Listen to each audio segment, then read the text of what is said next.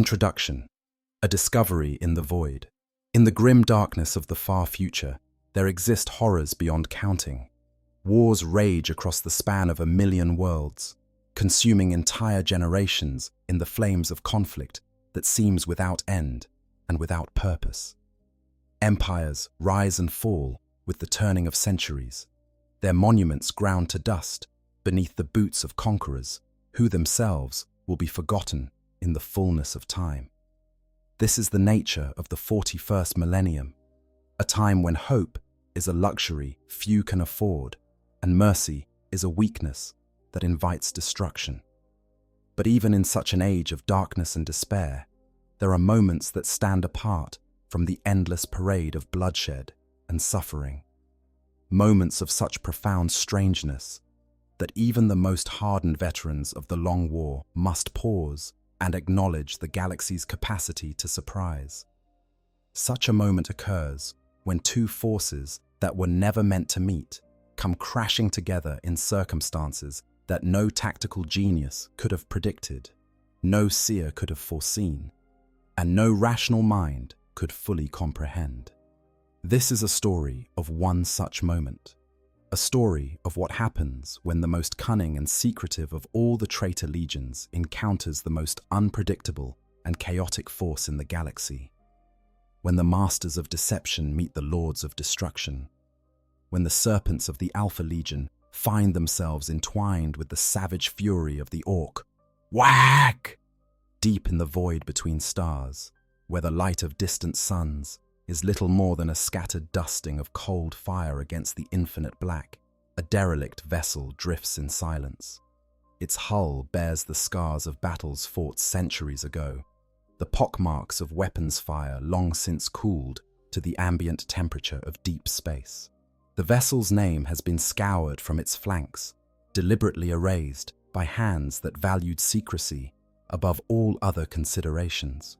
Its markings are contradictory, displaying symbols that suggest allegiance to a dozen different factions, none of which seem to match the vessel's actual design or purpose. This is a ship of the Alpha Legion, and even in death, it maintains its mysteries. Within the frozen depths of this tomb ship, in a chamber sealed against the void by doors that have not moved in over a millennium, there stands a massive form. It is roughly humanoid in shape, standing 3 times the height of a mortal man, its surface is thick with the dust of ages.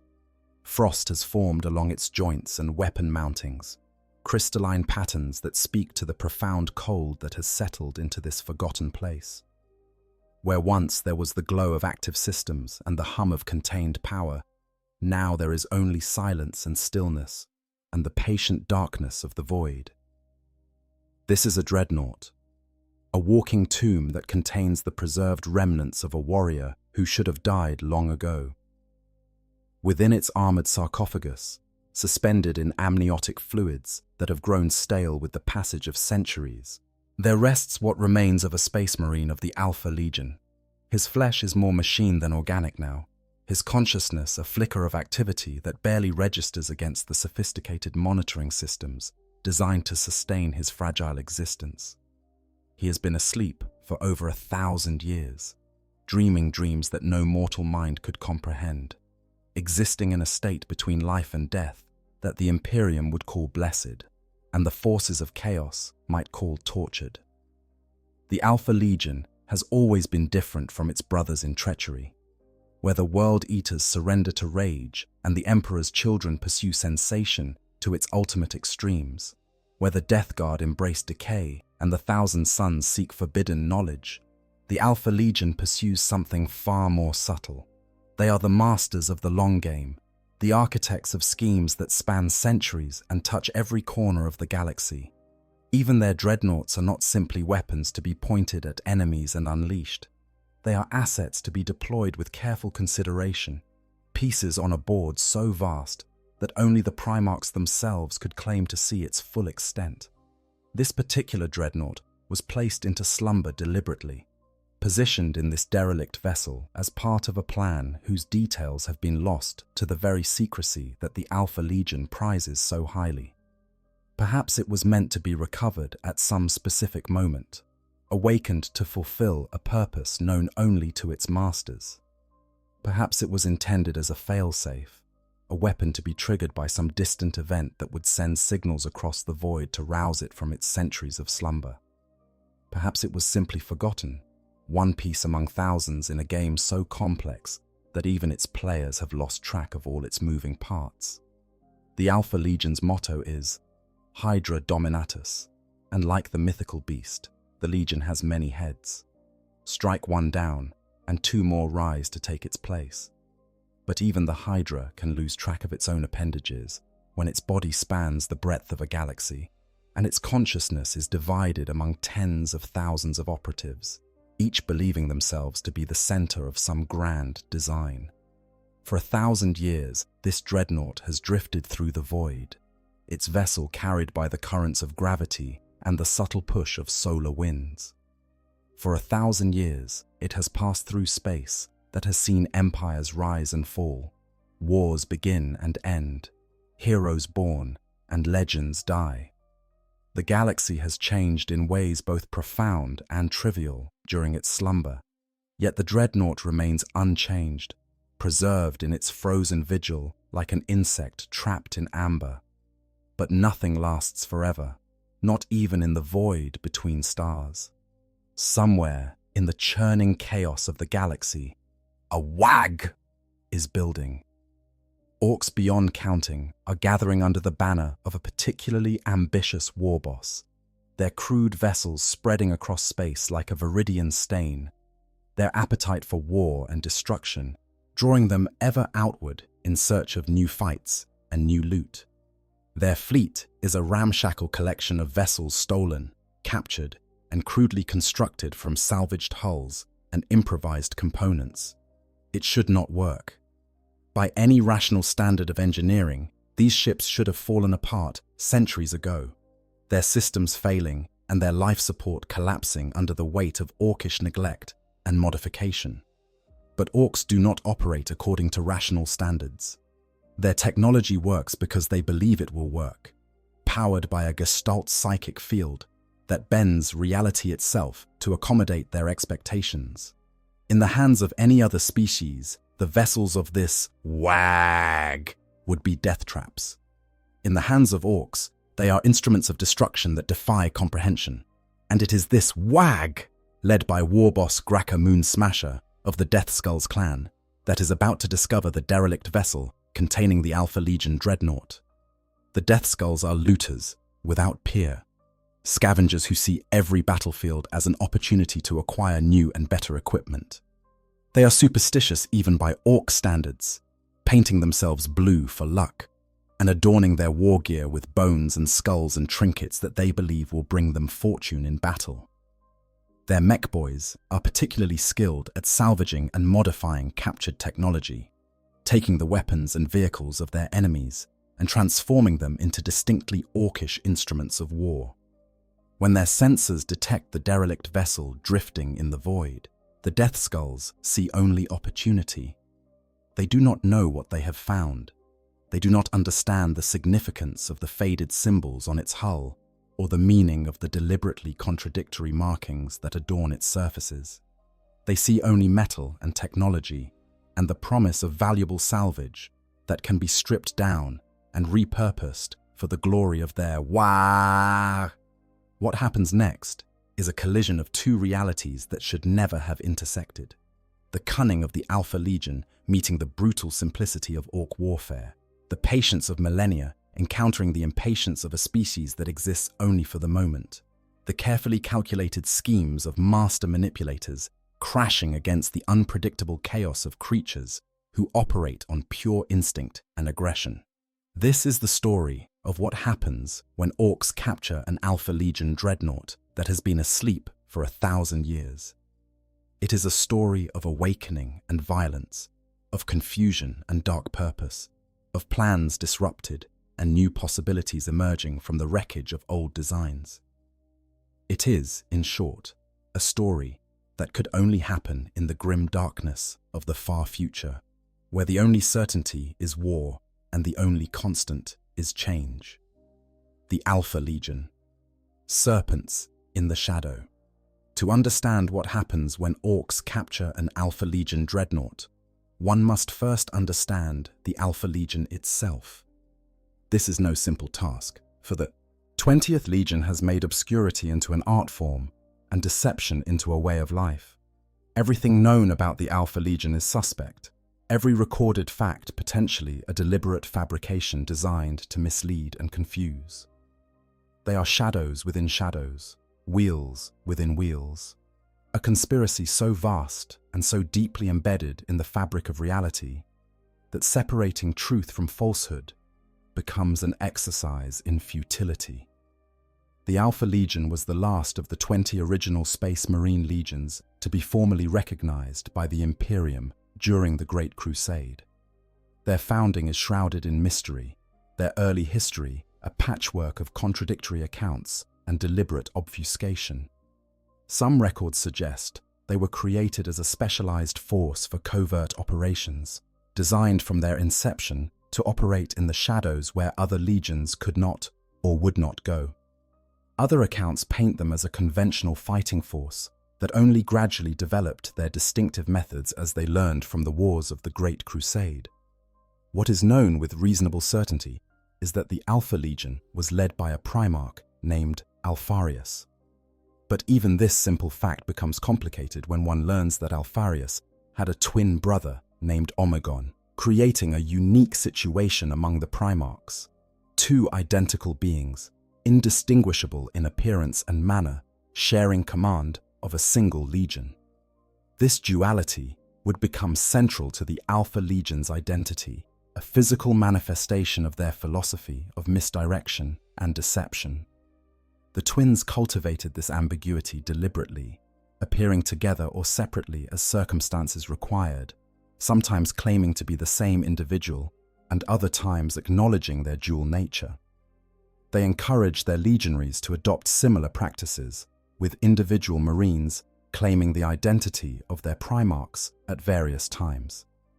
The famous phrase, "I am Alfarius," became both a battle cry and a declaration of philosophical unity, suggesting that any Alpha Legionnaire could be the Primarch himself, making it virtually impossible for enemies to identify and target the Legion's leadership. This culture of deception extended into every aspect of the Alpha Legion's operations. They pioneered the use of mortal operatives and cultist networks, building vast webs of agents and informants that could gather intelligence and execute missions that would draw unwanted attention if carried out by Space Marines themselves. They developed advanced techniques for infiltration, sabotage, and psychological warfare, turning the minds of their enemies against themselves before ever engaging in direct combat. Unlike other legions, which prized straightforward martial prowess and honored their greatest warriors with open recognition, the Alpha Legion celebrated anonymity and obscurity. Their heroes were unknown, their greatest victories unrecorded, their most significant accomplishments credited to other forces or disguised as accidents and coincidences. They were the hidden hand that shaped events from the shadows, the architects of outcomes that appeared natural or inevitable, but were in fact carefully orchestrated. When the Horus heresy erupted and the Imperium was torn apart by civil war, the Alpha Legion sided with the traitors. Though even this allegiance came wrapped in layers of ambiguity, there are accounts suggesting that the twins were approached by a Xenos organization known as the Cabal, who showed them visions of possible futures and convinced them that the destruction of humanity was necessary to ultimately defeat the forces of chaos. According to this account, the Alpha Legion joined Horus not out of genuine loyalty to the War Master or devotion to the Dark Gods, but as part of a long-term plan to bring about the destruction of chaos through the destruction of humanity itself. Whether this account is accurate, whether it is a fabrication designed to obscure the Legion's true motives, or whether it represents only one faction within a divided Legion, remains impossible to determine. The Alpha Legion's involvement in the heresy was characteristically complex, with evidence suggesting they sometimes aided loyalist forces, even while ostensibly serving the traitor cause. Their actions seemed designed to prolong the conflict rather than ensure a decisive victory for either side, as if their true objective was something other than the outcome of the war itself. The fate of the Primarchs themselves adds another layer of mystery. Alfarius is recorded as having been slain by Rogel Dawn during the Battle of Pluto, but accounts differ on the details, and some suggest the figure killed was actually a stand-in, or even Omegon himself. Other records claim that Omegon was killed by Robut Guilliman after the heresy's end, but these accounts are equally suspect.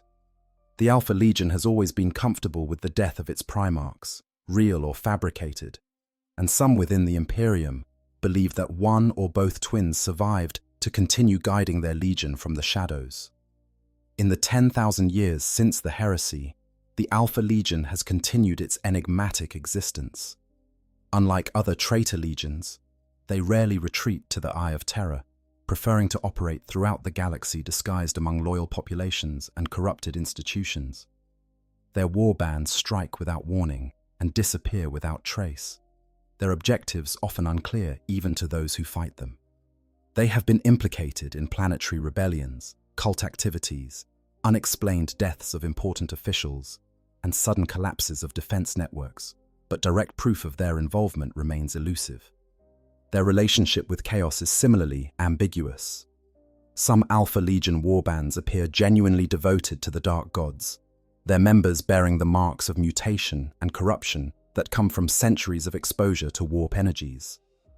Others seem to use chaos as a tool rather than worshipping it as a master, employing demonic allies and warp-based technologies without surrendering themselves to the corruption that such practices typically bring. Still others may be loyalists in disguise, continuing some grand scheme laid down by their Primarchs 10 millennia ago, their apparent service to chaos merely another layer of deception. This is the Legion whose Dreadnought now lies dormant in the depths of a derelict vessel, awaiting discovery by Orks who cannot possibly comprehend what they have found. The Alpha Legion does not create Dreadnoughts lightly or use them carelessly. Each interment represents a significant investment of resources and expertise, and the warriors chosen for such preservation are selected with care. An Alpha Legion Dreadnought is not simply a weapon. It is a repository of centuries of accumulated knowledge and experience, a living archive of the Legion's methods and secrets. The warrior within has likely participated in operations spanning thousands of years, has witnessed the unfolding of plans that began before his interment and may still be in progress, has information that could be devastating if it fell into the wrong hands. But the Dreadnought is also a servant of a legion that values self-sufficiency and adaptability above all else. Alpha Legionnaires are trained to operate independently, to make decisions based on incomplete information, to adjust their plans in response to changing circumstances. They do not wait for orders when situations demand action, and they do not give up when their original objectives become unattainable. They find new angles of approach, new ways to achieve their goals, new opportunities hidden within apparent setbacks. This is what the Orks have discovered, though they do not know it yet.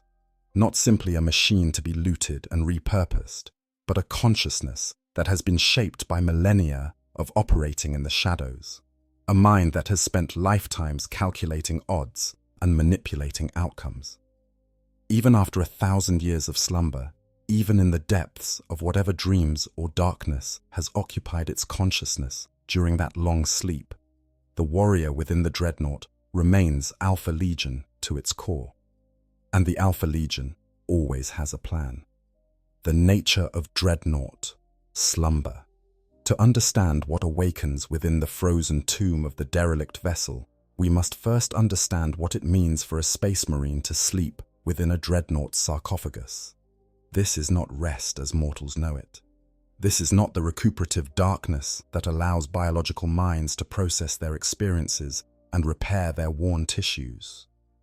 This is something altogether stranger, a state of existence that blurs the boundaries between life and death, between consciousness and oblivion, between the realm of the living and whatever lies beyond. When a space marine is interred within a Dreadnought, he is already at the threshold of death. His body has been shattered beyond the ability of even the most skilled. Apothecaries to repair. His organs have failed or been destroyed. His limbs may be gone entirely. His torso a mass of wounds that would kill any normal being 100 times over. What remains is barely enough to sustain consciousness.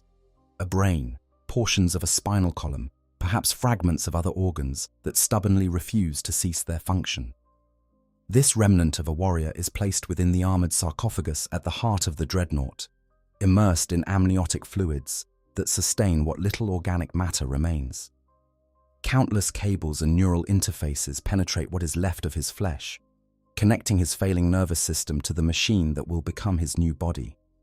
The life support systems within the sarcophagus take over the functions that his own organs can no longer perform, filtering his blood, regulating his temperature, feeding nutrients directly into his tissues. For loyalist space marines, this interment is considered a great honor. To continue serving the Emperor even after suffering wounds that should have been fatal, to carry on the fight in a new and more powerful form, to become a living relic that inspires future generations of battle brothers. These are things that the chapters celebrate and revere. Venerable dreadnoughts are treated with deep respect, their counsel sought on matters of strategy and tradition, their presence on the battlefield a source of pride and inspiration. But the honor comes with a terrible cost. The consciousness of the interred marine exists in a state that defies easy description. He can feel the dreadnought's body as if it were his own, can sense the impact of weapons fire against his armor plates, can experience the satisfaction of crushing enemies beneath his power fist. But the sensations are filtered through layers of interface technology, translated into neural impulses that approximate but never quite match the experiences of true flesh. There is always a distance, always a separation between the consciousness and its mechanical shell. When not in combat, the interred marine is typically placed into stasis, a deep slumber that allows time to pass without the constant awareness of his condition.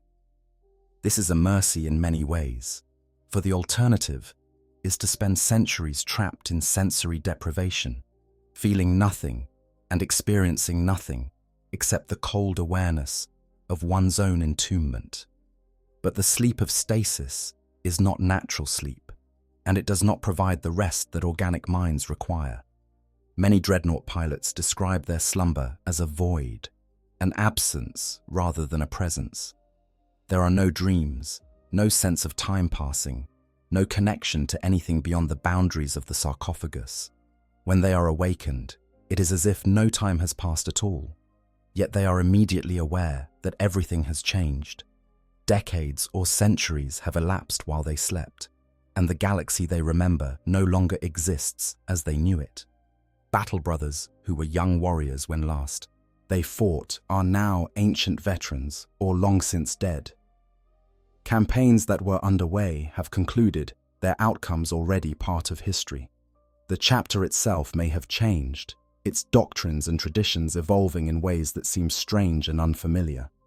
This temporal dislocation takes a heavy toll on the minds of dreadnought pilots. Some become confused, unable to reconcile their memories with the reality that confronts them upon awakening. Others grow detached, caring less and less about the passage of time and the changes it brings, concerning themselves only with the eternal constants of duty and war. Still others descend into a kind of madness, their minds fragmenting under the strain of repeated awakenings and the cumulative weight of years they can barely comprehend. For Chaos Dreadnoughts, the situation is infinitely worse. The traitor legions lost much of the sophisticated technology that once allowed them to care for their interred warriors. Without stasis tombs to preserve them during periods of inactivity, without the careful maintenance routines that loyalist chapters practice, Chaos Dreadnoughts experience every moment of their entombment in full awareness. They cannot escape into the mercy of slumber. They can only endure, trapped in their armored shells, feeling the slow corruption of chaos working upon their minds and what remains of their bodies.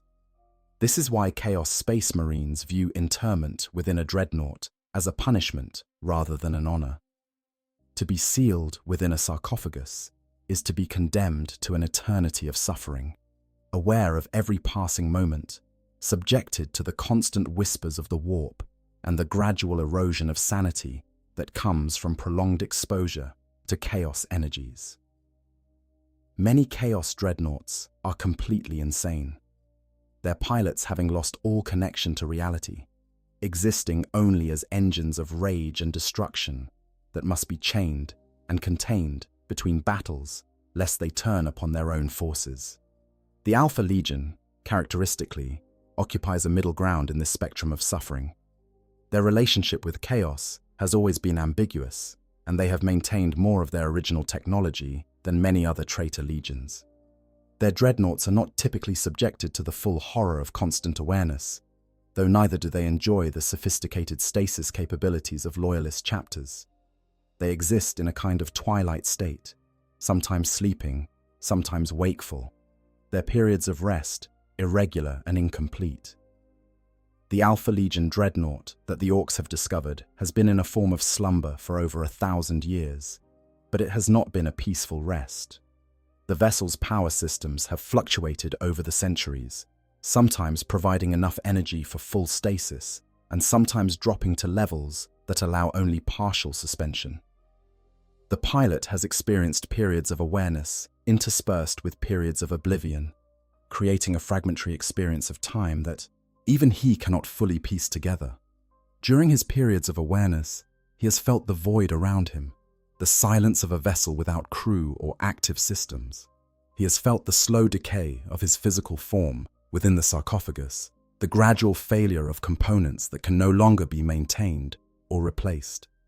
He has felt the cold seeping into his metal shell, the frost forming on his weapon mountings, the subtle shifts in the vessel's orientation as it drifts through the gravitational currents of space. And he has thought, for hours and days and weeks at a time, when the power levels sustained his consciousness without allowing him the release of full stasis, he has had nothing to do but think, to review his memories, to analyze his situation, to consider his options, to plan for contingencies that may or may not arise. This is what the Alpha Legion does. This is how they fill the dark spaces between action with purpose and preparation. The pilot does not know how much time has passed since his vessel was set adrift. The chronometers failed centuries ago, and his fragmented periods of awareness make it impossible to estimate the elapsed duration. He knows only that it has been long enough for the galaxy to have changed in ways he cannot predict, long enough for whatever plan placed him here to have either succeeded or failed, long enough for his legion to have either abandoned him or simply lost track of his location. But he is Alpha Legion, and he does not despair. He waits, he plans, he conserves his strength for the moment when opportunity presents itself. And now, as the Ork vessels close with the derelict, that moment approaches. The Ork discovery. When green meets steel, the Ork boarding party hits the derelict vessel with all the subtlety of a meteor strike. Their boarding craft, a crude amalgamation of welded plates and stolen components, punches through the ancient hull with cutting beams and explosive charges that would have given any Imperial engineer a heart attack. But Orks do not care about preserving the structural integrity of vessels they intend to strip for salvage. They care only about getting inside, getting to the good stuff, and getting back to their own ships before something goes wrong. War boss Graka Moonsmasher has sent his best looters for this job. The Death Skulls are experts at finding valuable salvage, their instincts for identifying the good stuff honed by centuries of scavenging across 1,000 battlefields.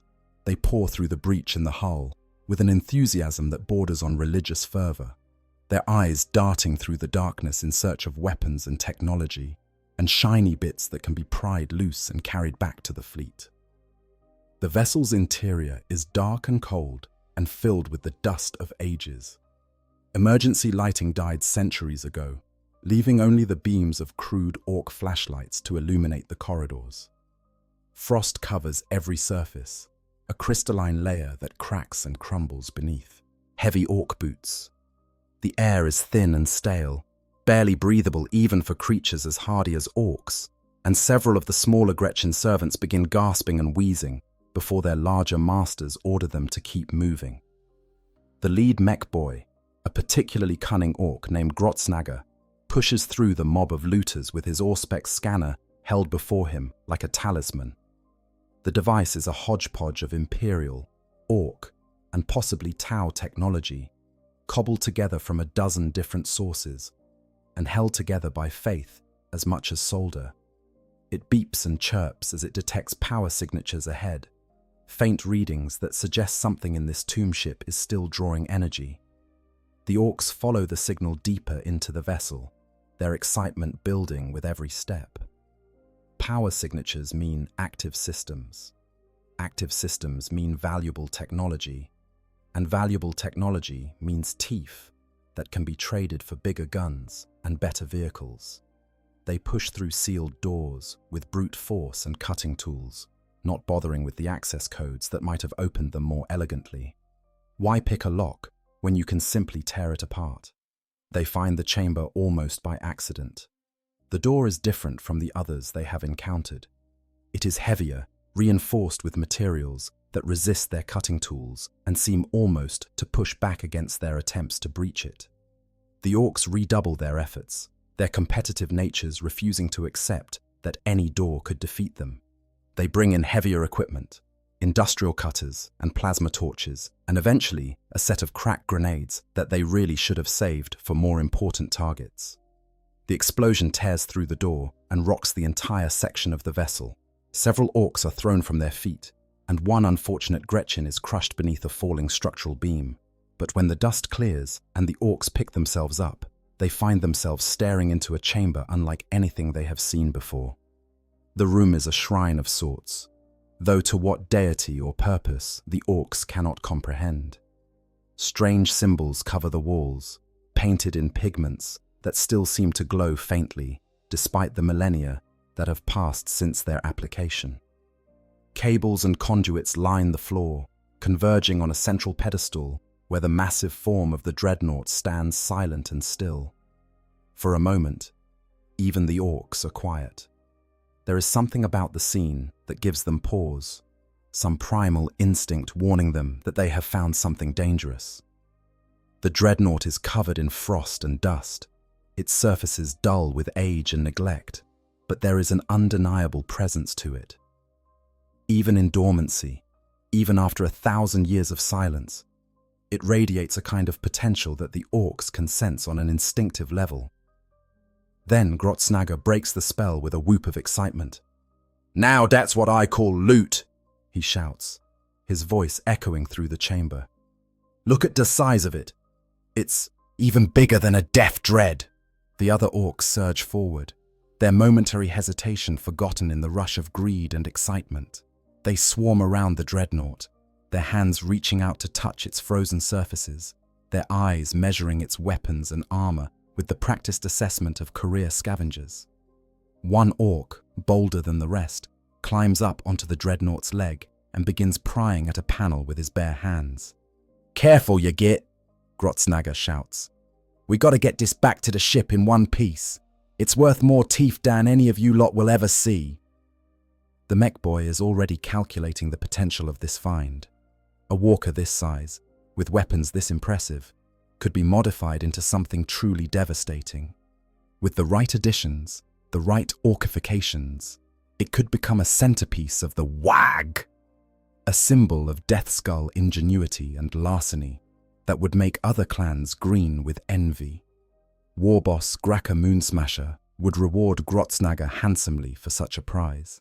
But first, they need to get it out of this chamber and back to their ships. The Dreadnought is too heavy to carry, too bulky to fit through the corridors they have already navigated. They will need to cut a new path, carve a hole big enough to extract their prize without damaging the valuable bits. It will take time and effort, but the Death Skulls have never shied away from hard work when the payoff is this good. While the other orcs set to work on the extraction, Grotznaga circles the Dreadnought with professional interest. He notes the weapon mountings, the armor thickness, the articulation of the joints. He observes the strange symbols painted on its surfaces. dismissing them as Hume nonsense, even as some part of his instinct tells him they are more than mere decoration. He studies the sarcophagus at the machine's center, trying to determine what kind of power source drives this metal giant. And then he notices something that makes him pause. The frost on the sarcophagus is thinner than elsewhere. Not by much, just a subtle difference that most observers would miss entirely. But Grotznaga has spent his life studying machines and their workings, and he knows what this difference means. The sarcophagus is generating heat. Not much, barely detectable, but enough to melt the frost faster than it forms. Something inside is still alive. For a moment, Grotznaga considers telling the others. But then, a different calculation occurs to him.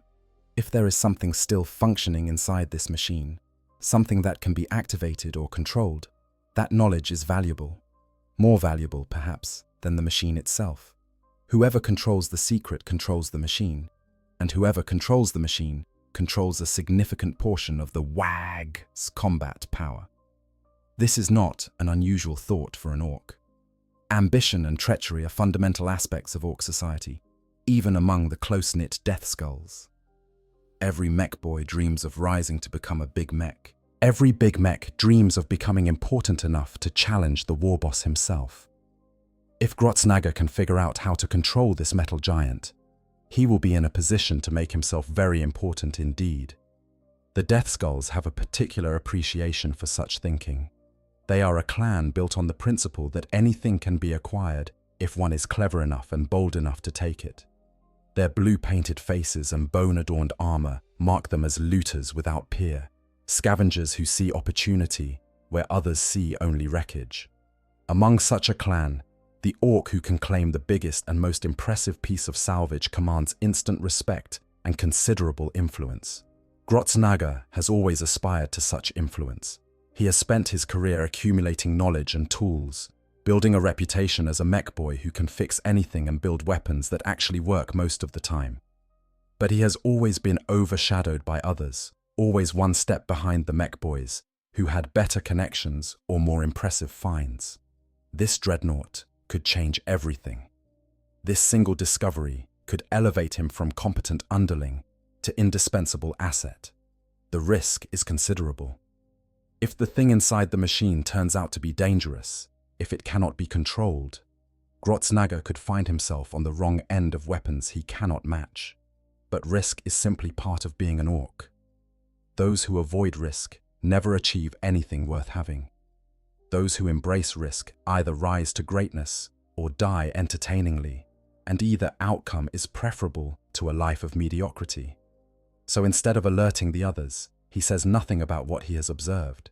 He continues his inspection, memorizing the locations of access panels and control surfaces, planning for the moment when he can return alone to explore the secrets of this ancient machine. The other Orks, too busy with their work and their scavenging, notice nothing amiss. And deep within the sarcophagus, systems that have been dormant for centuries begin to stir. Sensors detect the changes in the environment, the presence of biological entities moving around the Dreadnought's shell.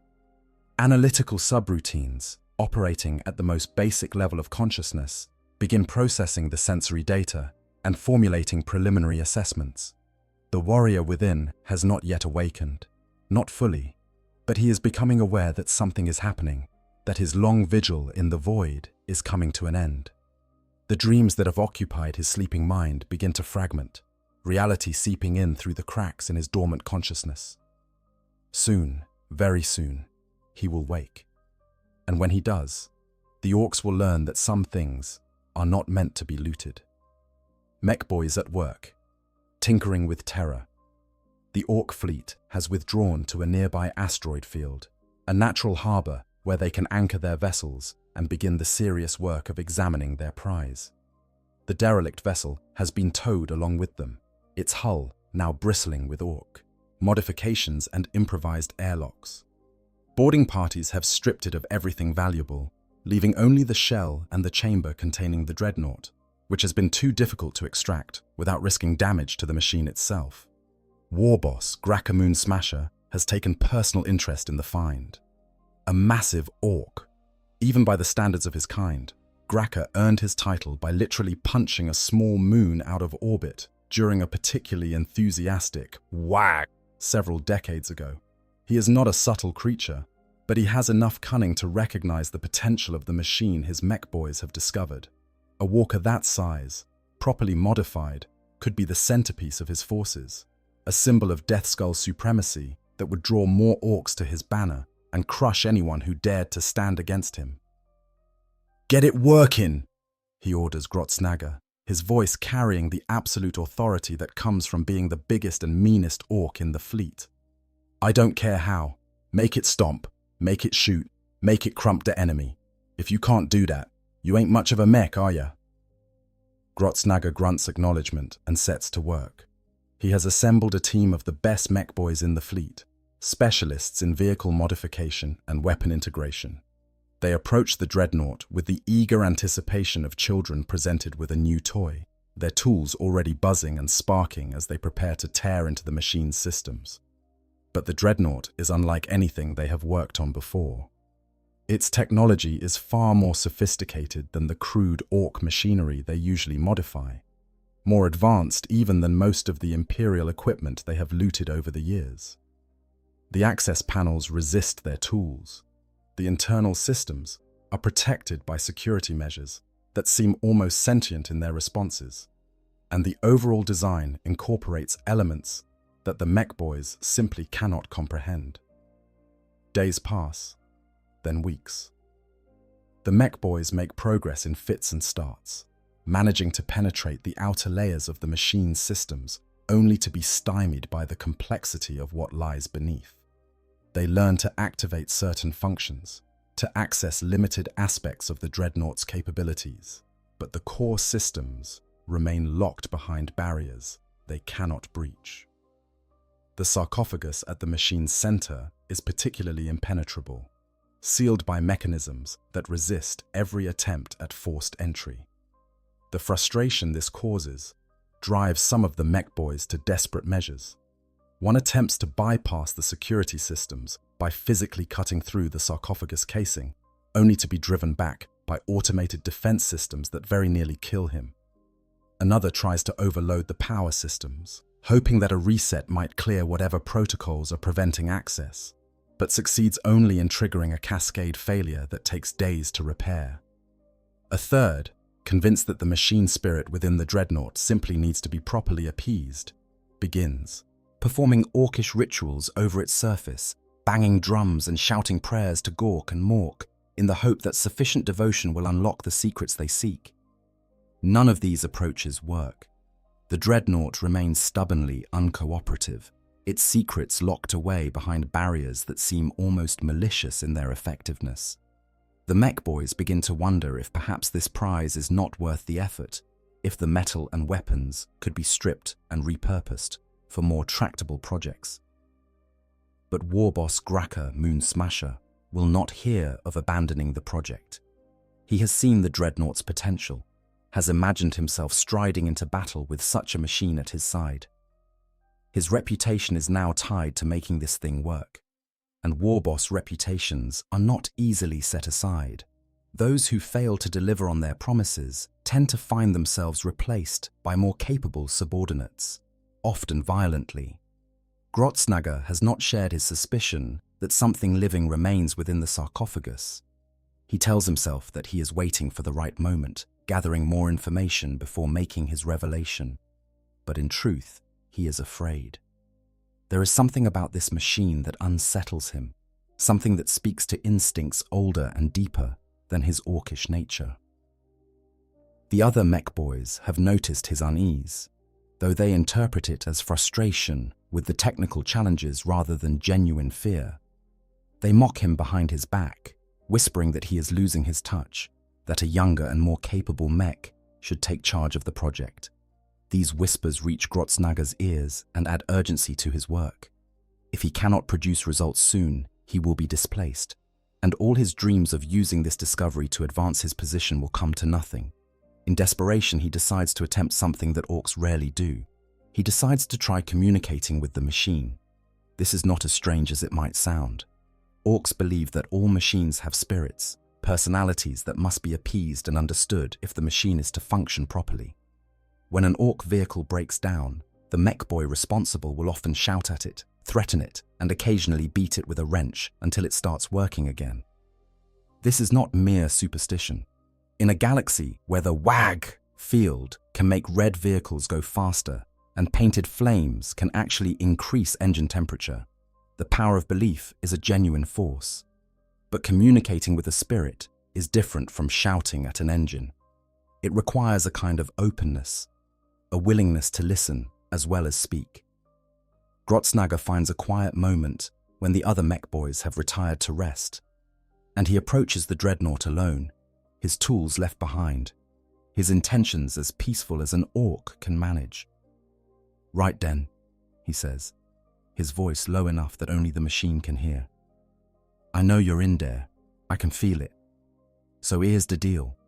You help me figure out how to make you work, and I'll make sure you get to do lots of fighting. That's what you want, innit? To fight?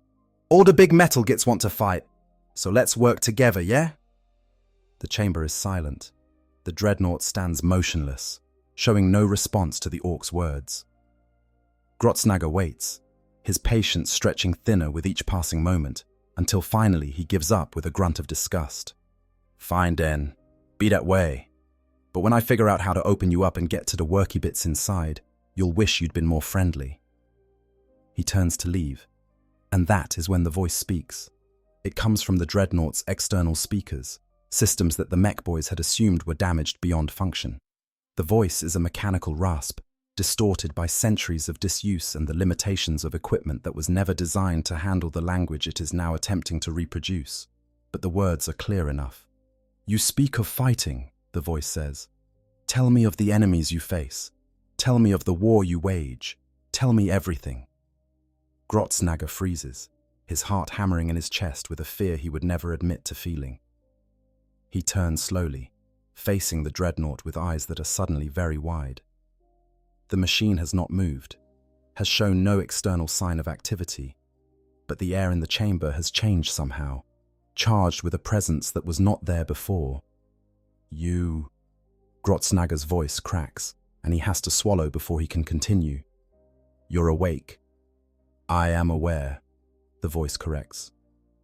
"Awakening is a process, not an event. I have been becoming aware for some time, but you are the first to speak to me as something more than a piece of salvage to be claimed. This interests me." The fear does not leave Grotznaga, but something else joins it. The same ambition that led him to approach the machine in the first place. The same calculation that made him hide his suspicions from the other mech boys. Whatever is inside this metal shell, it is willing to talk. That means it can be reasoned with. And anything that can be reasoned with can potentially be controlled. "Right, Den," he says, trying to project a confidence he does not entirely feel. "I'll tell you about the fighting. But first, you gotta tell me something. What are you? And what do you want?"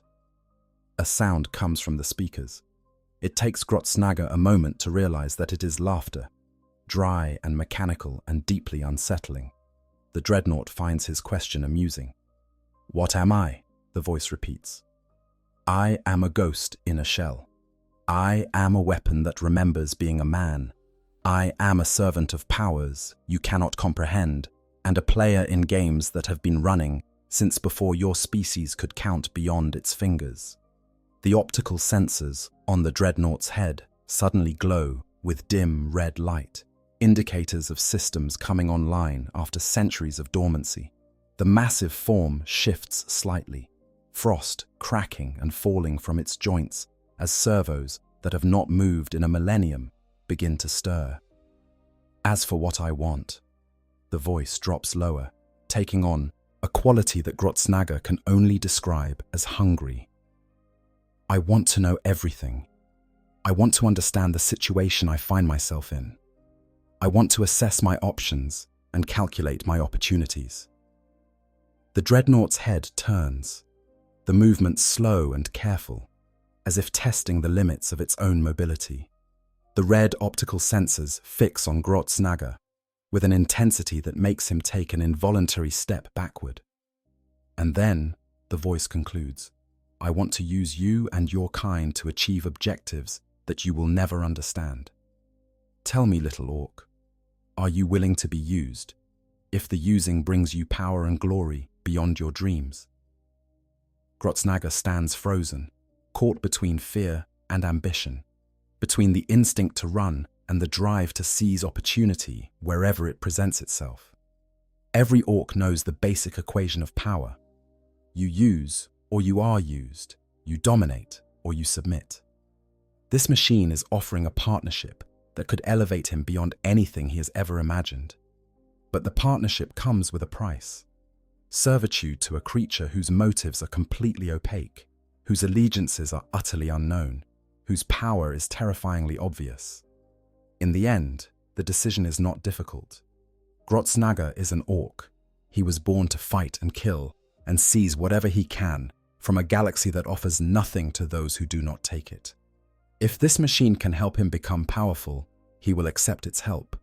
And if it turns against him, well, that is a problem for future Grotznaga to worry about.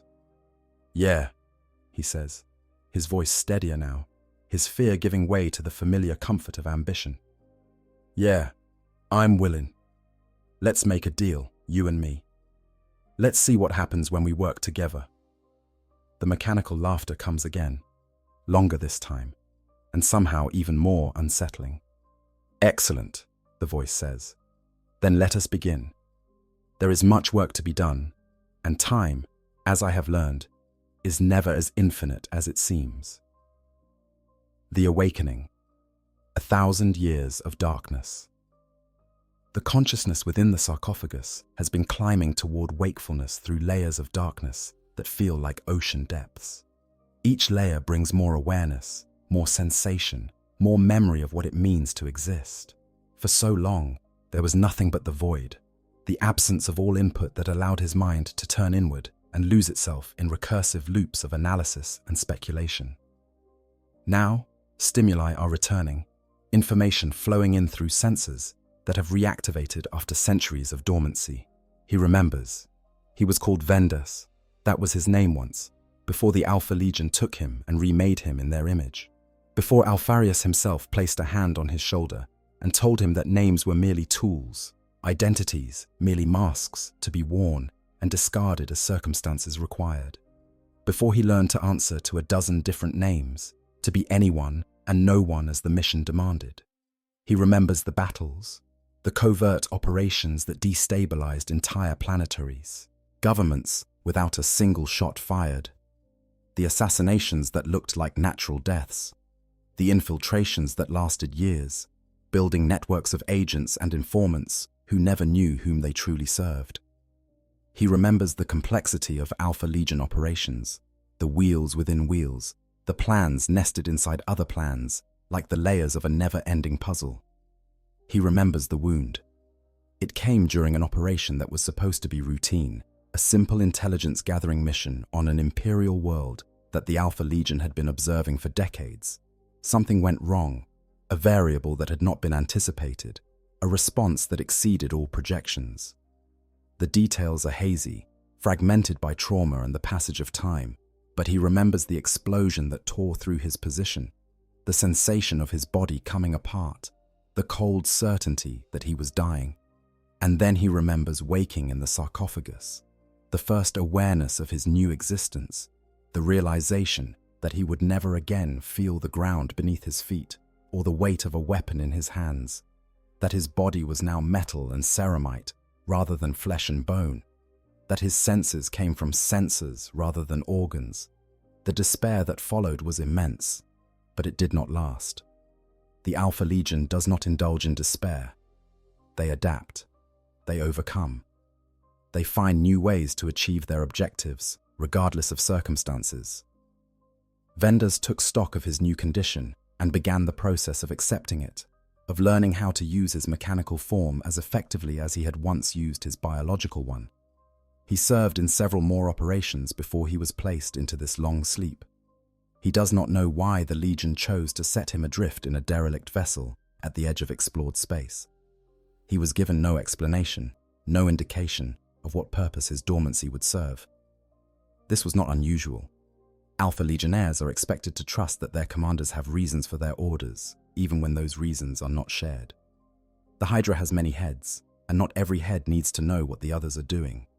For 1,000 years, give or take a few centuries that blur together in his fragmented memories of awareness, he has waited. Sometimes dreaming, sometimes thinking, sometimes simply existing in a void so complete that thought itself seemed impossible. He has reviewed his situation from every angle, considered every possibility, planned for every contingency he could imagine. The Alpha Legion trains its members to be self-sufficient, to operate independently for extended periods without contact with their commanders. Vendas has taken this training to its ultimate extreme. And now, finally, the waiting is over. The Orks have found him, a species he has encountered before, though never in circumstances quite like these. He knows their psychology, their social structures, their strengths and weaknesses. He knows how to manipulate them, how to direct their aggression, how to use their own nature against them. They are crude and unpredictable, but they are also exploitable. In the right hands, they can be tools of remarkable effectiveness. The mech boy who approaches him is a gift, an orc with ambition beyond his station, intelligence beyond his species' norm, and greed that can be leveraged to ensure cooperation. Grotznaga does not know it yet, but he has just become an asset in an operation that Vendas is already beginning to plan. The parameters are different from anything he has dealt with before, the variables more chaotic, the outcome more uncertain. But the fundamental principles remain the same. Identify objectives, assess resources, execute strategy, adapt as necessary. The first objective is obvious: survive. Vendas's systems are damaged, his power reserves depleted, his physical form weakened by centuries of neglect. He needs maintenance, repairs, fuel for his reactors, and ammunition for his weapons. The Orks can provide these things, if properly motivated. Their mech boys may be crude by the standards of the Adeptus Mechanicus, but they have an intuitive understanding of machinery that often produces results beyond what conventional engineering would predict. The second objective is equally clear: gather intelligence. Vendas knows nothing of the current state of the galaxy. 1,000 years is a long time. Empires can rise and fall in such a span. Wars can be won and lost.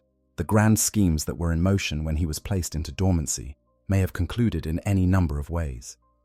He needs to know what has happened, what is happening, what the current balance of power looks like across the galaxy. The third objective is more complex: determine a course of action.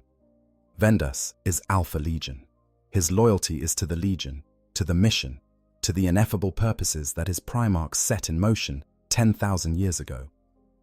But he has been out of contact for a millennium. He has no way of knowing what those purposes currently require, whether his Legion even knows he exists, whether any of the structures and networks he once relied upon are still operational. He may need to operate entirely independently, making decisions based on his own judgment and his own interpretation of Alpha Legion doctrine. This is not a situation the Legion anticipated when they trained him, but it is a situation they prepared him for. The Alpha Legion's greatest strength has always been its adaptability, its ability to function even when plans fall apart and circumstances spiral beyond control. Vendas will find a way. He always has. The conversation with Grotznaga is the first move in what may be a very long game. The mech boy is easy to read, his motivations transparent to someone trained in the art of manipulation. Ambition, fear, greed, curiosity. These are the handles by which Grotznaga can be controlled, the levers that will make him do what Vendas requires. All Vendas needs to do is present himself as an opportunity rather than a threat, a path to power rather than an obstacle to be overcome. The laughter he allows himself is genuine, though not for the reasons Grotznaga imagines. It is the laughter of a hunter who has finally spotted prey after a long and hungry vigil. It is the laughter of a player who has been waiting for the game to resume, only to discover that the game has changed in fascinating ways. It is the laughter of the Hydra, stretching its heads after a long slumber, preparing to strike. In the days that follow, Vendas learns everything Grotznaga can tell him about the current situation. The state of the Ork, the ambitions of war boss Graka Moonsmasher, the political dynamics between the various clans and factions that make up the fleet. He learns about the broader galaxy as the Orks understand it, which is to say, in terms of fights won and lost, enemies worthy of attention and enemies not worth the effort. It is a limited perspective, but it gives him enough to begin forming plans. The Great Rift. The resurrection of the Primarch Robuta Gilliman. The Indomitus Crusade. These are names that Grotznaga has heard but does not truly understand. Fragments of information picked up from captives and looted communication systems over the years. To Vendas, they are revelations. The galaxy has changed more than he imagined during his slumber. The Imperium is wounded, divided, fighting for survival against threats that seem to multiply with each passing year. The forces of chaos are stronger than ever, pushing through the barrier between realities, claiming worlds and systems that once seemed secure. And the Alpha Legion? Grotznaga knows nothing of them specifically, which is both reassuring and concerning. Reassuring because it suggests the Legion has maintained its secrecy despite the upheavals of the past millennium. Concerning because it means Vendas has no way to contact his brothers, no way to verify that they are still operating, no way to receive instructions that might guide his actions. He is alone, truly alone, for perhaps the first time in his existence. But the Alpha Legion does not indulge in self-pity any more than it indulges in despair. Vendas takes stock of his situation and begins to plan. He has resources. The Orks are a crude but powerful force, potentially useful for any number of purposes. He has capabilities. Even damaged and diminished, his Dreadnought form is a formidable weapon, capable of destruction on a scale that most adversaries could not match. He has knowledge, millennia of experience in manipulation and strategy, tactical expertise that the Orks cannot possibly counter. And he has purpose. Whatever else has changed, whatever new configurations the galaxy has assumed in his absence, the fundamental mission of the Alpha Legion remains the same. The Hydra endures, the long game continues, and Vendas, last survivor of whatever operation placed him in this forgotten tomb ship, intends to play his part. The question is simply, what that part should be. There are moments in the long watches of the void when his consciousness drifts between full awareness and the numbing embrace of stasis, when Vendas allows himself to remember the doctrine that was drilled into him during his years of training. The Alpha Legion operates according to principles that would seem contradictory to outsiders, but make perfect sense to those initiated into their mysteries. Victory through confusion, strength through anonymity, progress through patience. The Legion does not seek glory or recognition. It seeks only the completion of objectives that may take centuries to achieve, that may require the sacrifice of entire warbands to advance by a single step. This philosophy has sustained Vendas through his long slumber.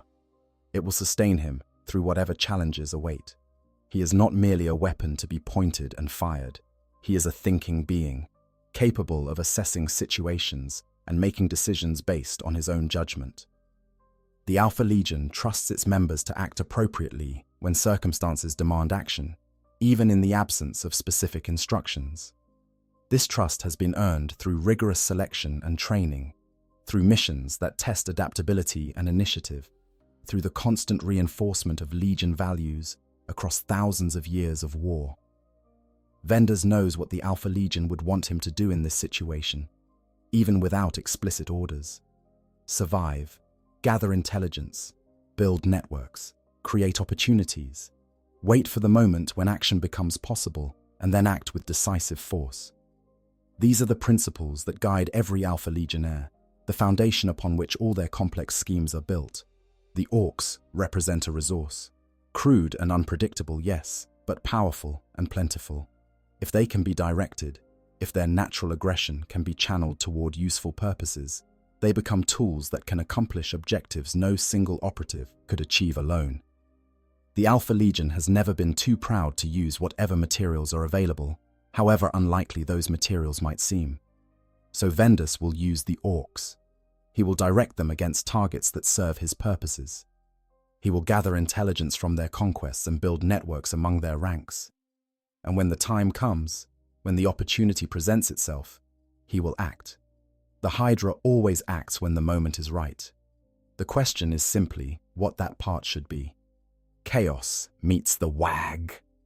The collision of Alpha Legion consciousness and Ork Gestalt psychic field produces effects that neither party could have anticipated. Vendus has spent his entire existence in a galaxy shaped by the warp, where the emotions and beliefs of sentient beings can twist reality in unpredictable ways. He has seen chaos corrupt entire worlds, watched demons claw their way into real space through the screaming souls of the unfortunate, learned to navigate the currents of psychic energy that flow beneath the surface of material existence. But he has never experienced anything quite like the Wagya. The Orks generate a Gestalt psychic field that is fundamentally different from the corrupted energies of chaos. It is not malevolent in the way that chaos is malevolent, not seeking to twist and destroy and consume. It is, in its own crude way, creative. The Ork belief in their technology makes that technology work. Their conviction that red vehicles go faster actually makes those vehicles faster. Their faith in the power of bigger guns and louder explosions shapes reality to match their expectations. Vendus feels this field pressing against his consciousness as the Orks continue to work on his mechanical form. At first, it is merely uncomfortable, a kind of pressure that his mental disciplines can easily deflect. But as more Orks gather around him, as their excitement and anticipation build, the pressure intensifies. The Wah field is responding to their attention, growing stronger with their concentrated focus, beginning to seep into systems that should be impervious to such influence. His weapons systems begin to respond differently. Power readings fluctuate in patterns that match Ork expectations rather than the actual capability of the components. His armor seems to grow tougher, more resistant to damage, as if the Ork's belief in his invincibility is becoming physically true. Even his consciousness feels different, more aggressive, more eager for conflict, as if the pervasive Ork desire for battle is infecting his own thought processes. This is dangerous. Vendus recognizes the threat immediately. If the Wah field can influence his systems, it can also influence his mind. If it can make his weapons more powerful, it can also make him more Ork-like, less calculating, less subtle. The Alpha Legion's greatest asset has always been their ability to think in ways their enemies do not expect. If Vendus loses that ability, he loses everything that makes him valuable. But the WAG field also presents opportunities. Vendus has spent centuries learning to manipulate the forces of chaos, to use warp energies as tools while avoiding their corrupting influence. The WAG field is simpler, more direct, less inherently malevolent. With the right approach, it might be possible to harness its power without surrendering to its nature. To use Ork belief as a weapon, just as Vendus has used the beliefs of other species as weapons throughout his career. He begins experimenting, carefully, testing the limits of his influence over the Gestalt field. When the Orks expect him to be powerful, he amplifies that expectation, projecting an aura of invincibility that makes them even more eager to follow him. When they expect him to be cunning, he demonstrates intelligence in ways that reinforce their perception, building a reputation as a thinking machine that is worthy of their respect. The mech boys begin to treat him differently. Grotz Naga, who once approached him with barely concealed fear, now speaks to him with something approaching reverence. The other mech boys, who initially resisted the idea of cooperating with a Humi machine, gradually come to accept his presence among them. The Dreadnought is not just a piece of loot anymore. It is becoming part of the WAG itself. Vendors cultivates this perception deliberately. He allows the Orks to witness him in action during a minor skirmish with a passing Aeldari raider, demonstrating his combat capabilities in ways that maximize their impression of his power. He offers tactical advice that helps the Ork commanders win engagements they might otherwise have lost, building a reputation as a source of cunning strategies. He even learns to modify his speech patterns, adopting the rhythms and vocabulary of Ork communication, making himself more comprehensible to creatures who struggle with concepts more complex than fighting and looting. But he never forgets that he is not truly part of the WAG. He is an outsider, a manipulator, a player using these Orks as pieces in a game they cannot comprehend. Every action he takes, every word he speaks, every demonstration of power or intelligence is calculated to advance his own objectives. The Orks may believe they have acquired a valuable asset. In truth, they have been acquired by him. The chaos energies that cling to his sarcophagus, remnants of his legion's long association with the dark powers, react strangely to the WAG field. There are moments when the two forces seem to conflict, pushing against each other in ways that cause vendors genuine discomfort. But there are also moments when they resonate, when the aggressive nature of the WAG amplifies the aggressive aspects of chaos, creating a synergy that makes vendors feel more powerful than he has in millennia. He is careful not to let this power corrupt his judgment. The Alpha Legion has always maintained a complicated relationship with chaos, using its gifts while resisting its influence. Vendors knows that surrendering to the combined power of WAG and chaos would grant him tremendous destructive capability, but it would also destroy everything that makes him useful. He would become just another berserker, just another engine of mindless violence, unable to execute the complex strategies that are the Alpha Legion's true strength. Instead, he channels the energy into his planning. The heightened aggression becomes fuel for ambition, driving him to conceive more audacious schemes than he might otherwise have considered. The resonance with the WAH field gives him insights into Ork psychology that he uses to refine his manipulations. The connection to chaos energies, however tenuous, allows him to sense the currents of fate in ways that inform his strategic calculations. Warboss Graka Moonsmasher eventually comes to see the Dreadnought for himself. The massive Ork approaches Vendus with the casual menace that successful Warboss's project, making it clear that he considers himself the master of any situation. But Vendus can see the calculation in Graka's eyes, the awareness that this metal giant represents both an opportunity and a potential threat. Graka is not a typical Ork. He did not rise to command a WAG by being merely strong or merely cunning.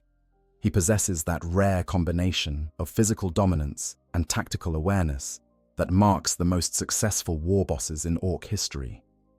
He has fought enemies ranging from Imperial Guard regiments to Aeldari war hosts, from Tyrannid swarms to the occasional Chaos warband. He has survived assassination attempts by rivals and subordinates alike. He has built something approaching an empire in this corner of the galaxy, and he intends to see it grow. The presence of a talking, thinking war machine among his forces represents both an opportunity and a challenge to that ambition. If Vendus can be controlled, directed, made to serve the WAG without question, then Graka gains an asset of tremendous value. But if Vendus proves to be uncontrollable, if his intelligence and capability make him a potential rival rather than a useful tool, then he becomes a threat that must be eliminated. Graka has eliminated threats before, many times. He is quite good at it. But there is something about this particular threat that gives him pause. The Dreadnought radiates a kind of presence that Graka has rarely encountered before. It is not fear exactly, nor the raw psychic pressure that certain powerful beings can project. It is more subtle than that, a sense of being evaluated and found wanting, of being observed by eyes that see far more than they reveal. Graka has felt this sensation before, in the presence of weird boys about to unleash their power, in the company of ancient war bosses who had survived centuries of war. It is the feeling of standing before something genuinely dangerous. But Graka did not become a war boss by running from danger. He became a war boss by meeting danger head-on and crushing it beneath his power claw. "So you're the talking machine," Graka says, his voice rumbling like distant thunder. "My mechs say you're smart. Smart for a humie anyway. They say you know things about fighting and winning." "I know many things," Vendus replies, his mechanical voice carefully modulated to sound impressive without being threatening. "I have fought in wars that began before your species could count the stars. I have witnessed the rise and fall of empires that your kind will never know existed, and I know how to win against enemies that you have not yet learned to fear." Graka considers this for a long moment, his expression unreadable. Then he grins, a terrifying display of tusks and teeth that would intimidate any lesser creature. "Right then, prove it. We've got a fight coming up. Big Humie fortress on a world called Kesax. My boys want to crumpet, but Dahumi's got lots of guns. You tell me how to win, and maybe I let you keep talking, instead of tearing you apart for spare bits." Vendus processes this information rapidly. A fortress world, Imperial defenders, the opportunity to demonstrate his value while also advancing his own objectives. He knows nothing specific about Kesax, but he knows how to extract intelligence, how to develop tactical options, how to present plans in ways that appeal to Ork psychology. "Show me everything you know about this fortress," he says, "and I will show you how to make it burn." The mind of the Hydra. In the weeks that follow, Vendus orchestrates a campaign that demonstrates the full extent of Alpha Legion tactical doctrine. He does not simply tell the Orks how to attack the fortress on Kesax. He develops a comprehensive strategy that plays to their strengths while compensating for their weaknesses, manipulating them into formations and actions that serve his purposes while appearing to serve theirs. The first phase involves intelligence gathering. Vendus instructs Grotznaga to modify several of the fleet's smaller vessels for reconnaissance, equipping them with sensors that can map the fortress's defenses and identify weak points. The Orks, who typically approach such matters with the subtlety of a sledgehammer, are initially resistant to the idea of looking before leaping. But Vendus frames it in terms they understand. Knowing where the best loot is located means getting to it faster once the fighting starts. The reconnaissance reveals a fortress more formidable than the Orks initially assumed. Its walls are thick with adamantine reinforcement. Its batteries include weapons capable of engaging voidcraft in orbit. Its garrison numbers in the hundreds of thousands, with armored support and orbital defense platforms that could devastate an approaching fleet. By any reasonable assessment, attacking this fortress should be suicide. Vendus is not interested in reasonable assessments. The second phase involves preparation. Under Vendus's direction, the mech boys begin modifying the fleet's vessels for a specific assault profile. Certain ships are designated as shields, their hulls reinforced to absorb incoming fire while protecting more valuable assets behind them. Other ships are equipped with specialized boarding equipment designed to breach the fortress's outer defenses and deliver troops directly into its interior. Still others are converted into mobile command platforms, coordinating the various elements of the assault through communication systems that actually work, for once, thanks to Vendus's influence on the technical specifications. The Orks throw themselves into the work with enthusiasm.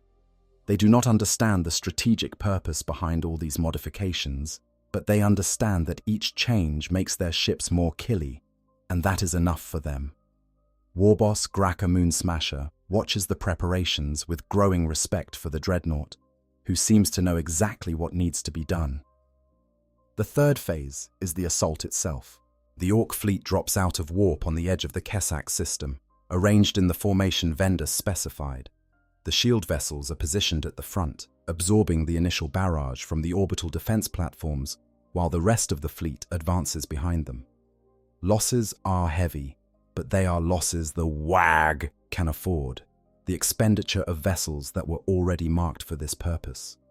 The fortress's defenders believe they are facing a conventional Ork attack, a disorganized mob throwing itself against prepared defenses.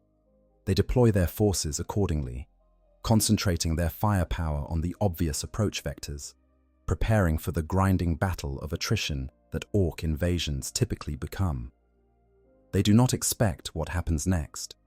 While the main fleet draws the defenders' attention, a secondary force approaches from a different vector entirely. These vessels are smaller, faster, stripped of weapons and armor to maximize their speed. They carry boarding parties led by the most aggressive Orks in the WAG, creatures who have been told that the first ones to reach the fortress will get the best loot. The secondary force hits the fortress's flank at an angle the defenders had not adequately protected. Their landing craft punch through the outer defenses before the garrison can reposition, disgorging thousands of Orks directly into the fortress's infrastructure. The green tide floods through corridors and chambers that were never designed to accommodate such an assault, overwhelming positions that were supposed to be secure, bypassing defenses that were oriented against attacks from different directions. Vendors himself participates in this assault, his Dreadnought form leading one of the primary boarding parties. It is the first real combat he has seen in over a millennium, and the experience is intoxicating. His weapon systems sing with destruction, his massive form crushing defenders who cannot possibly stand against him, his voice echoing through the corridors as he barks orders to the Orks who follow in his wake. The Wah! Field surges around him, amplified by the violence and the presence of so many eager Ork warriors. Vendors feels it coursing through his systems, enhancing his capabilities, making him feel more alive than he has since before his interment in the sarcophagus. For a moment, just a moment, he allows himself to revel in the sensation, to be a weapon again, after so long sleeping in the darkness, to be part of something larger than himself, even if that something is a horde of savage greenskins. But the Alpha Legion does not lose itself in the heat of battle, no matter how exhilarating. Even as he fights, Vendus is watching, calculating, adjusting his plans based on what he observes. The fortress is falling more quickly than expected, which means the defenders were weaker than their fortifications suggested. The Orks are performing well, which means his training and preparation has been effective, and the commanders of the garrison are making mistakes, which means they can be exploited. Vendus identifies the command center of the fortress and directs the assault toward it. The Orks follow his lead, trusting the metal giant who has shown them how to win. They carve through the final defenses and break into the heart of Imperial power on this world, slaughtering the officers and administrators who tried to coordinate the defense, claiming their equipment and their secrets for the War. Among the treasures they find is something that makes Vendus's corrupted hearts quicken with anticipation, a communication hub with connections to the wider Imperium, a way to send and receive messages across the light years, a tool that an Alpha Legionnaire can use to reach out into the galaxy and find what remains of his legion. Vendus does not share this discovery with the Orks. He tells them the communication hub is broken, damaged in the fighting, not worth salvaging. They believe him, too busy celebrating their victory and fighting over the spoils to question the words of the machine that led them to this triumph. That night, while the Orks feast on their victory and brawl for the right to claim the best loot, Vendus sits alone in the communication center. His mechanical fingers, crude by comparison to his original organic hands, tap out codes that he memorized millennia ago, frequencies that the Alpha Legion has used for as long as he can remember, encryption protocols that should still be valid, unless everything has changed so completely that nothing remains of what he knew. He does not know if anyone will receive his message. He does not know if anyone will respond, but he knows he must try. The Hydra has many heads, and one of those heads has just awakened from a very long sleep. It is time to reconnect with the body. "This is Operative Vendus," he transmits into the void. "Asset recovery code, Alpha 773 Hydra. Current status, active. Current location, Ork. Wah! Fleet, Kessack system. Requesting contact. Requesting instructions. The Hydra endures." The message propagates outward into the galaxy, traveling on frequencies that few would think to monitor, encrypted in ways that most would not be able to decode. It may take years to reach anyone who can respond. It may never reach anyone at all. But Vendas has waited 1,000 years already. He can wait a little longer. In the meantime, he has Orks to manipulate and a wag to direct. There are enemies to fight and intelligence to gather and schemes to execute. He is Alpha Legion. He is never idle, never without purpose, never content to simply exist without advancing some objective or another. The galaxy has changed during his slumber, but some things remain constant. There is always war. There is always conflict. There are always opportunities for those clever enough to see them and ruthless enough to exploit them. And Vendas is very, very clever. Strategic implications. Wheels within. Wheels. As months pass and the WAG continues its rampage through Imperial space, the implications of what has occurred become increasingly complex. Vendas has transformed a relatively ordinary Ork raiding fleet into something far more dangerous. A precision instrument of destruction guided by a consciousness that has been planning operations for millennia. The Orks themselves barely notice the difference. They fight. They win. They loot. This is all that matters to them. But the enemies they face notice the difference. Imperial commanders who expected to face the usual Ork chaos find themselves outmaneuvered and outplanned. Defensive positions that should have held for weeks fall in days. Reinforcement convoys that should have arrived in time are intercepted and destroyed before they can reach their destinations. Intelligence networks that should have provided warning are compromised by infiltration tactics the Orks should not be capable of executing. Reports begin filtering up through the Imperial chain of command. An Ork, wah! That behaves strangely. Attacks that show tactical sophistication beyond normal greenskin capabilities. Patterns that suggest the presence of a guiding intelligence far more dangerous than a typical war boss. The Inquisition takes notice. Inquisitor Vela Corvinus, a specialist in Xenos threats with particular expertise in Ork behavior, is dispatched to investigate. She brings with her a retinue of acolytes and specialists, along with a company of Tempestus scions for muscle. Her initial assessment is that some unusual war boss has emerged, perhaps a prime Ork, displaying the enhanced intelligence that sometimes develops in particularly successful Wei-Agers. This has happened before and will happen again. The solution is typically straightforward. Assassinate the war boss and watch the WAG fragment as subordinate Orks fight over the succession. But as she investigates further, Corvinus begins to suspect something more sinister. The tactical patterns she observes are not Ork in origin. They show hallmarks of Imperial military doctrine, but twisted, adapted for different purposes. There are elements of deception and misdirection that no Ork would ever think to employ, not because Orks are incapable of cunning, but because this particular form of cunning runs counter to everything in their nature. Someone else is directing this whack, someone who understands Imperial military thinking well enough to counter it. Then she finds the evidence that turns suspicion into certainty. Intercepted communications from the fortress at Kessax. Fragments of transmissions that the defenders managed to send before they were overwhelmed. One of those fragments contains a visual record from a security system, showing the assault on the command center. Corvinus watches the footage with growing horror.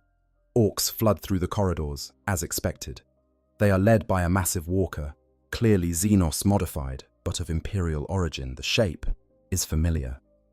The proportions are right. The weapons are consistent. It is a Dreadnought.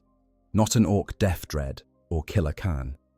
A genuine Imperial Dreadnought, ancient by the looks of it, now somehow operating among the Orks and apparently leading them in battle. The implications are staggering. A space marine of some kind has been captured or converted or corrupted and is now using his knowledge and experience to enhance Ork military effectiveness. The threat this represents goes far beyond a typical wah. If other chapters learn that one of their brothers has fallen so far, the scandal could rock the Imperium. If the Orks learn that Space Marines can be turned against their own kind, the psychological damage could be immense. Corvanus immediately classifies her findings at the highest level of secrecy and begins planning a response. The Warg must be destroyed, but more importantly, the Dreadnought must be captured or killed. Any intelligence it possesses must be recovered or eliminated. Any technology it contains must be claimed or destroyed. Under no circumstances can it be allowed to continue operating among the enemies of humanity. She does not know, of course, that the threat is far worse than she imagines. She assumes the Dreadnought is a corrupted loyalist, perhaps a survivor of some forgotten chapter who has been twisted by chaos exposure or simply broken by millennia of captivity. She does not suspect that it is Alpha Legion, that it is not a passive victim, but an active manipulator, that it has been shaping events since the moment it awakened. Vendas, for his part, anticipates this kind of response.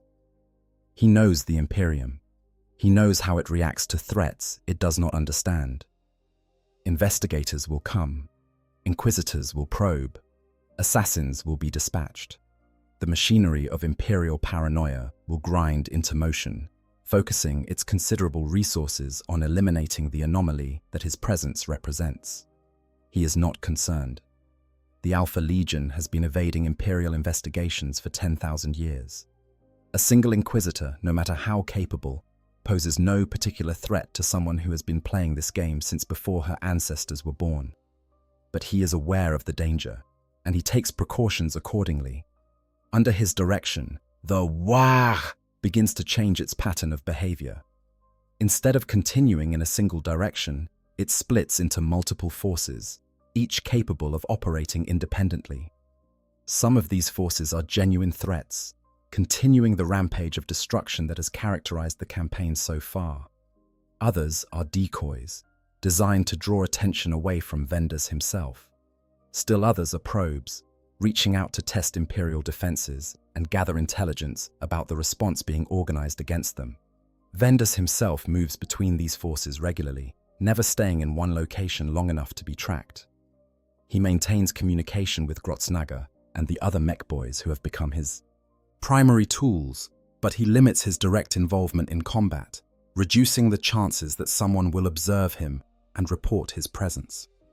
The Dreadnought that led the assault on Kessax gradually becomes a legend rather than a confirmed presence, a story that Orks tell each other about the time they fought beside a metal giant who knew everything and feared nothing. The legend serves Vendas's purposes. It maintains his influence over the Warg without requiring his constant presence. It creates multiple potential sightings that Imperial investigators must track down and evaluate. It builds a mythology around his existence that makes it harder for anyone to determine what is really happening. Meanwhile, his message continues to propagate through the void, seeking whatever remains of the Alpha Legion's network. He has not received a response yet, but he did not expect one quickly.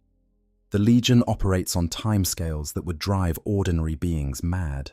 Patience is not merely a virtue, it is a survival trait. What Vendas does not know is that his message has already been received.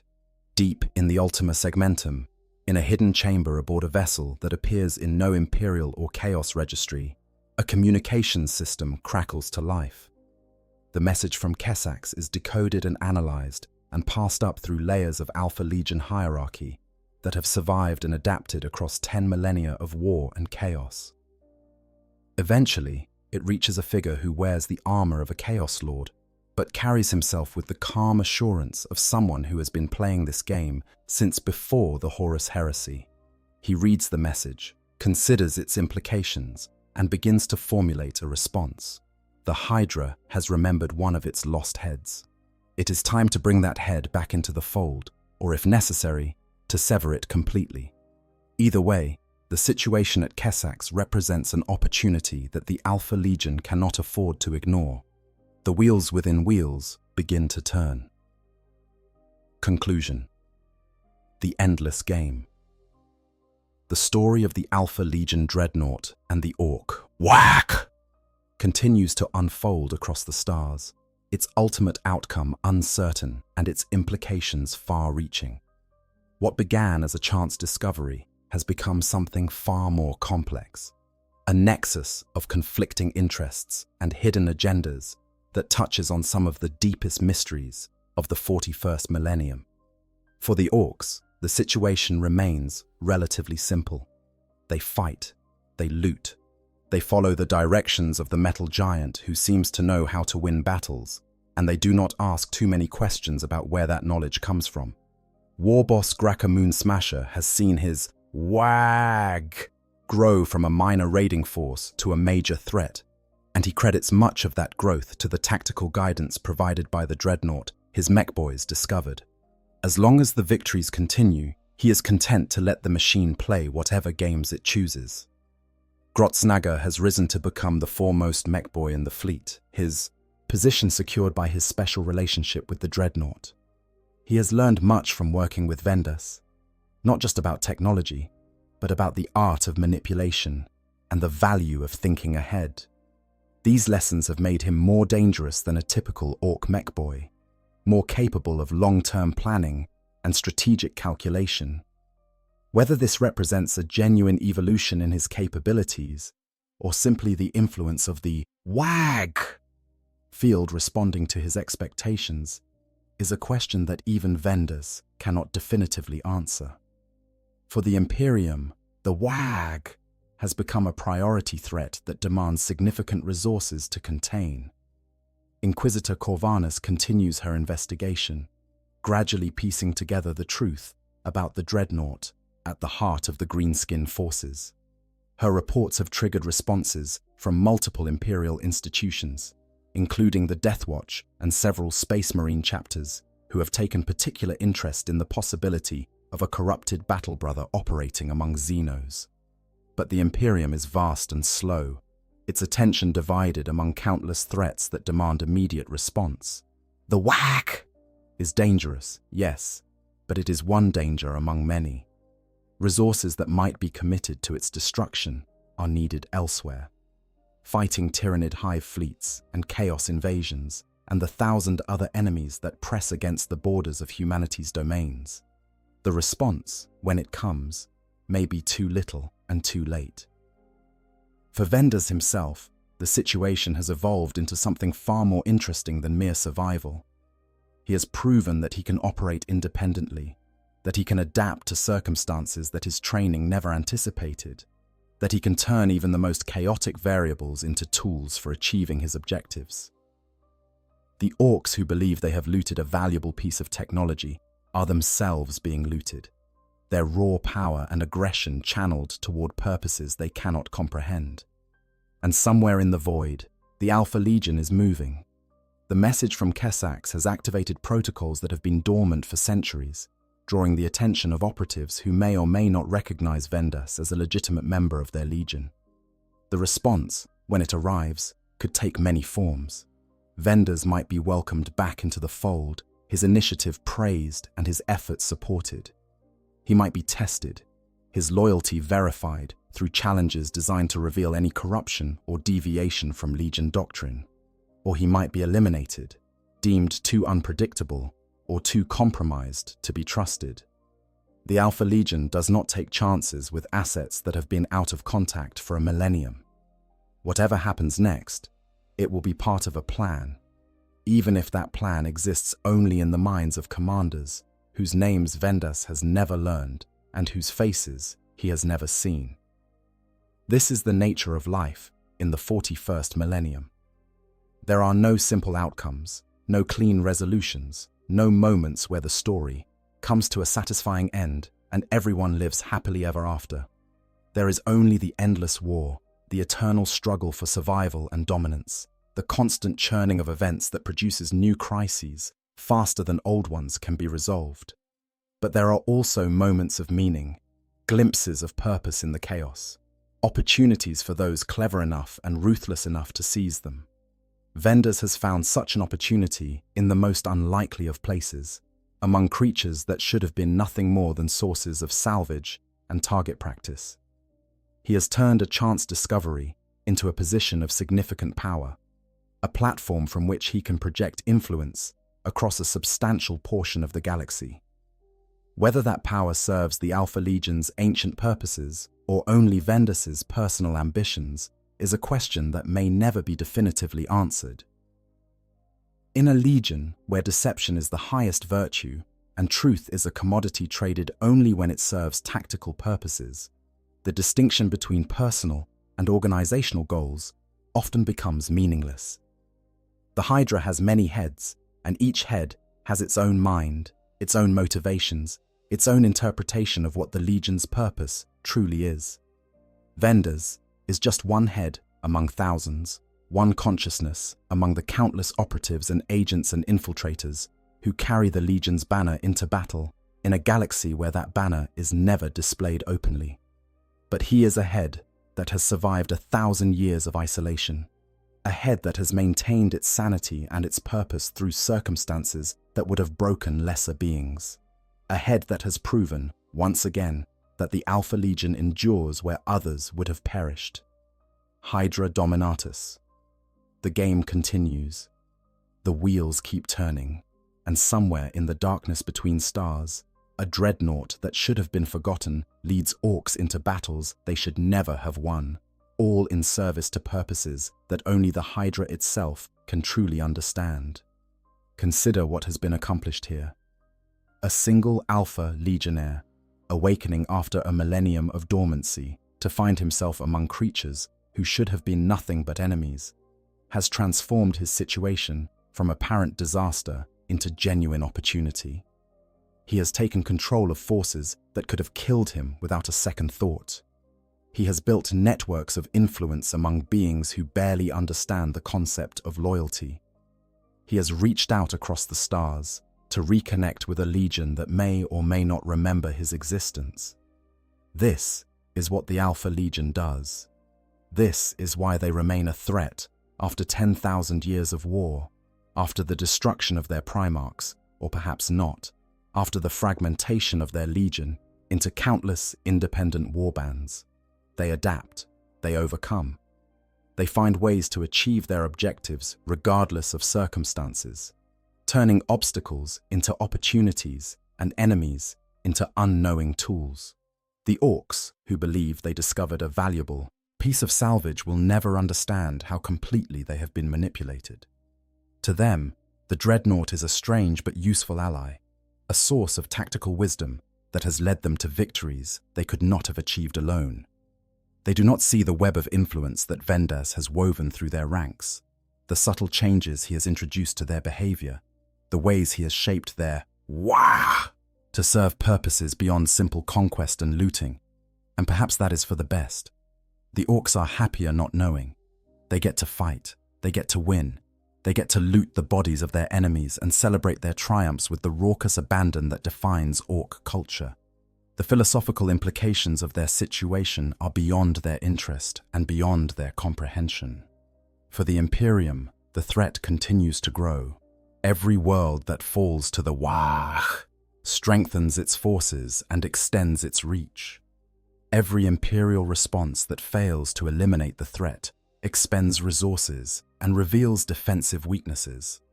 The longer this situation continues, the more dangerous it becomes. Not just because of the immediate military threat, but because of what it represents. If word spreads that a space marine, even a chaos-corrupted one, can be integrated into Xenos forces so effectively, the psychological impact could be enormous. The Adeptus Astartes are revered as the Emperor's finest, superhuman warriors whose loyalty to humanity is absolute and unquestionable. To learn that even space marines can be turned, can be made to serve alien masters, would shake the faith of billions across the Imperium. But perhaps that is part of Vendas's plan as well.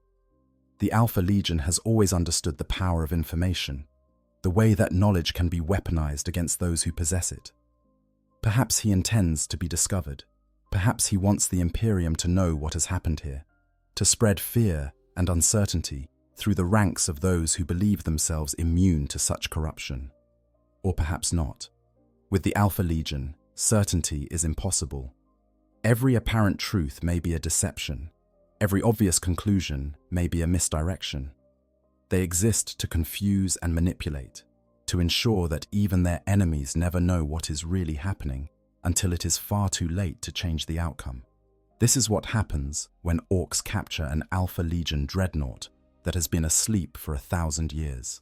Not a simple story of looting and salvage, but a complex web of manipulation and adaptation, of survival and ambition, of the endless dance between order and chaos that defines existence in the grim darkness of the far future. And if this story seems incomplete, if it leaves questions unanswered and threads hanging loose, well, that is only fitting.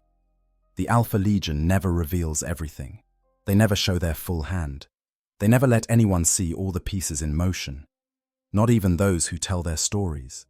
If you found this exploration of one of Warhammer 40,000's most fascinating scenarios compelling, remember to like this video and subscribe to the channel for more deep dives into the lore of the grim, dark future. The galaxy is vast, and its stories are endless. There is always more to discover, more to explore, more mysteries to unravel in the eternal night between stars. Until next time, remember, in the grim darkness of the far future, there is only war. But in that war, there is always room for cunning, for strategy, for the slow cultivation of advantage that can turn even the most unlikely circumstances into opportunities for victory. Hydra Dominatus, friends. The Hydra always has a plan,